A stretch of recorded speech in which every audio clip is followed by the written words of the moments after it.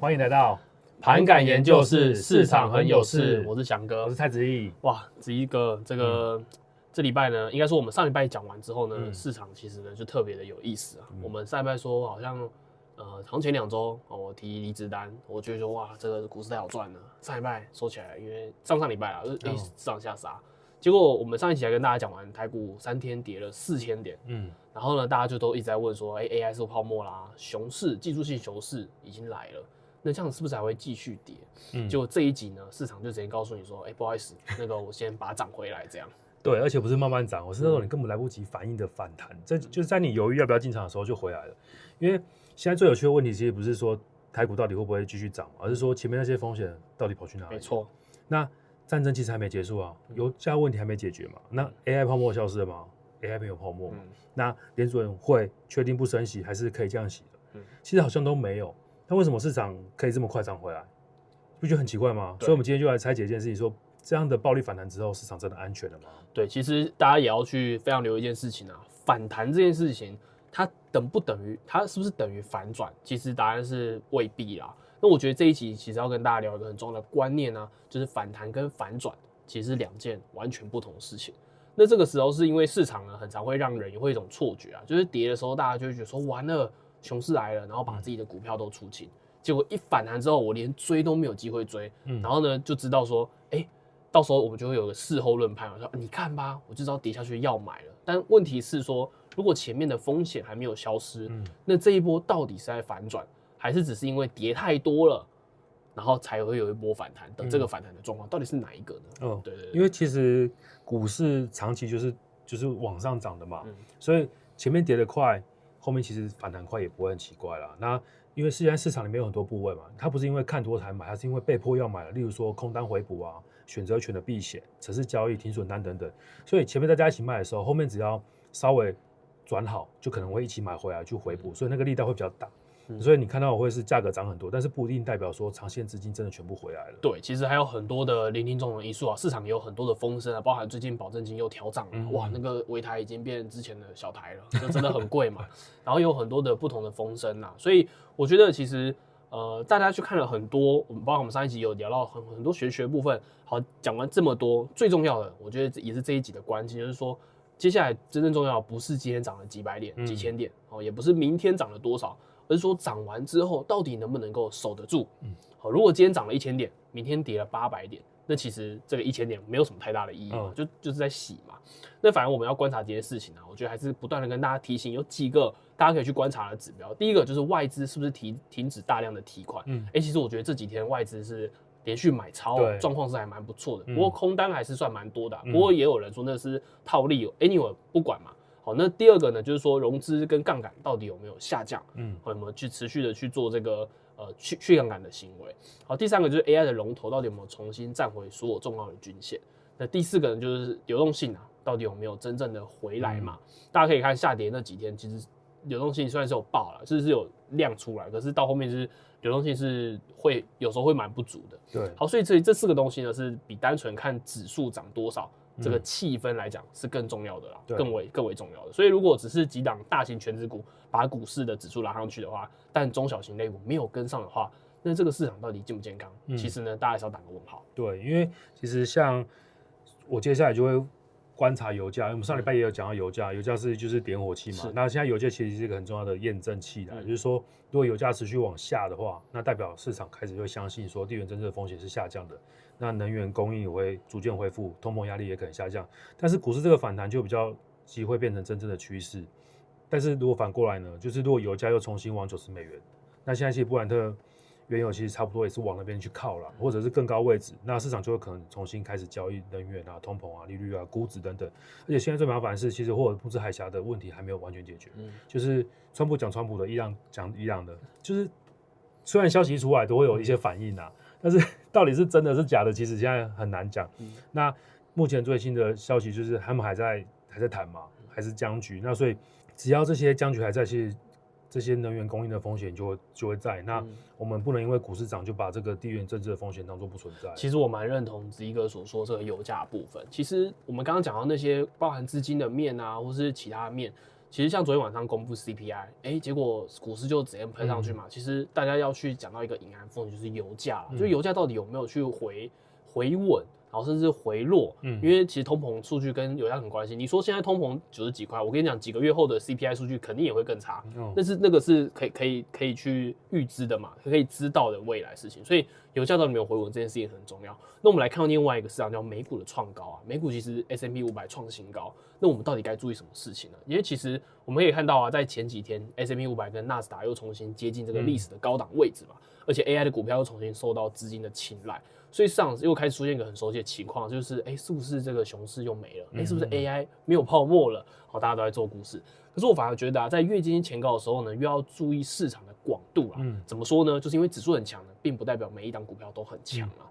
所以其实我们不要只看 S&P 500涨多少，纳斯达涨多少，好，台股啊、日股、韩股涨多少，我们要看的是这个 AI 的龙头啊，到底有没有就是有没有跟上，然后中小型类股有没有一起跟上？因为最害怕的就是只有那几档在支撑整个指数，那它一摔下来，其实真的其他的就都不用玩了嘛。对。然后成交量有没有去跟上？然后市场上涨的股票数量有没有一起的去跟上啊？如果只有少数的这几个把指数推高，其实那就是很注意啊，因为指数创高，但市场内部其实并没有那么健康。对，因为其实可以观察到，现在指数反弹蛮强的嘛，那你的那些持股有反弹的那么强吗？好像还没有，对不对？只有少数，真的很少数，真的是，比如说南亚科，今天创新高了，对。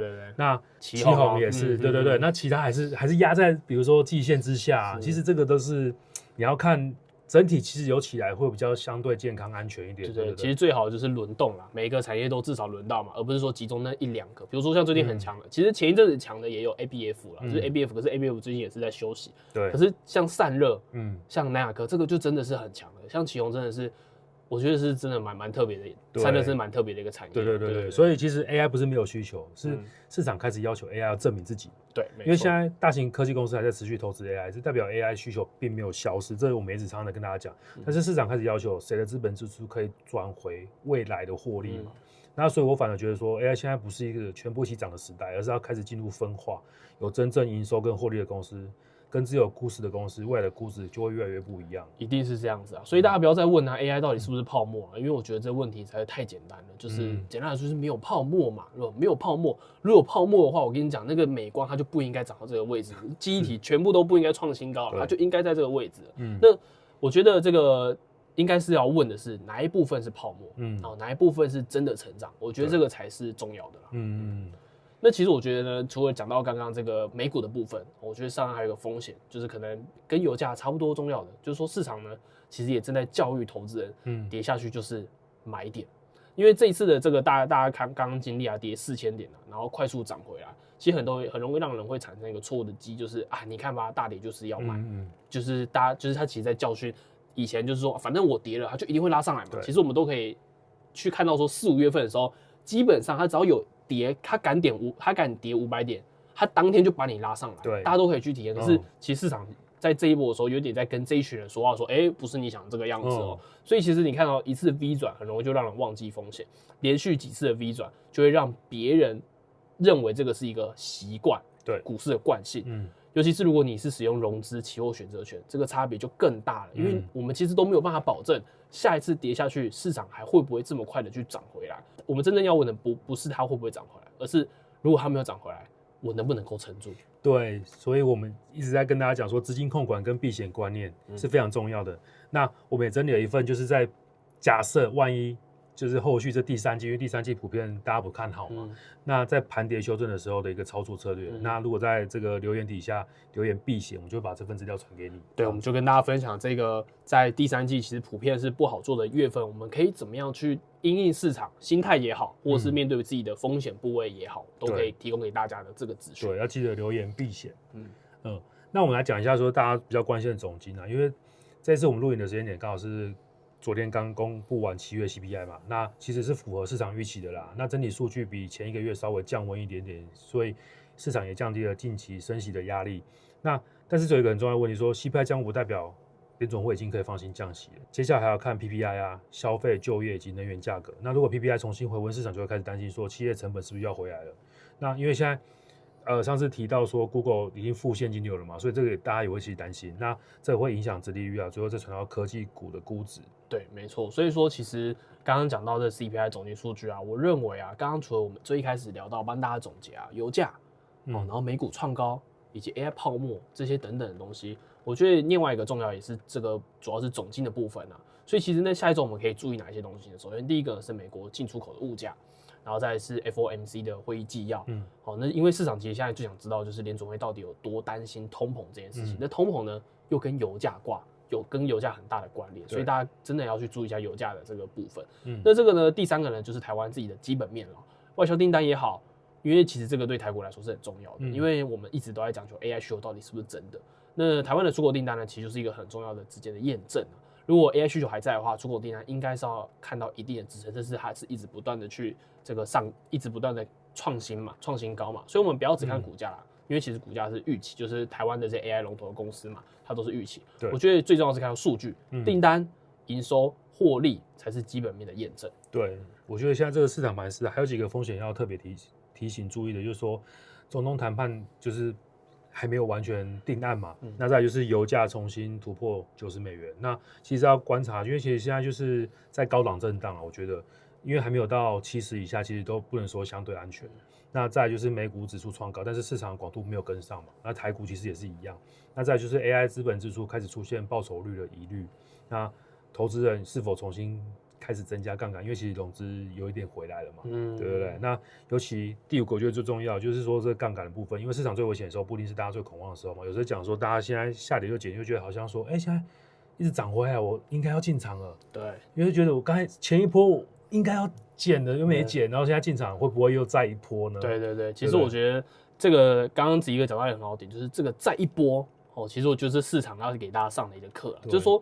我们会不会又遇到像之前一样快速修正的这个过程？因为其实大家都知，如果当全体民众的意识都越来越知道说，其实 AI 大家都开始使用 AI，就是说这 AI 真的太好用了，因为连我们自己都有在用 AI，我们又做了一个 AI 的工具给大家。对，所以大家如果真的要用的话，欢迎底下留言，我们就真的把这个工具免费传给你。其实很实用的 AI 工具可以给大家直接免费做使用。对，我们都知道说这些 AI 工具真的能够帮我们处理市场我们日常生活很多东西。如果当大家集体共识越来越强烈的时候，其实大家对于这个公司的这个基本面肯定是越来越有信心。可是当你越来越有信心的时候，其实对于市场上的筹码就会越来越凌乱跟散嘛。那散了之后其实就不好做。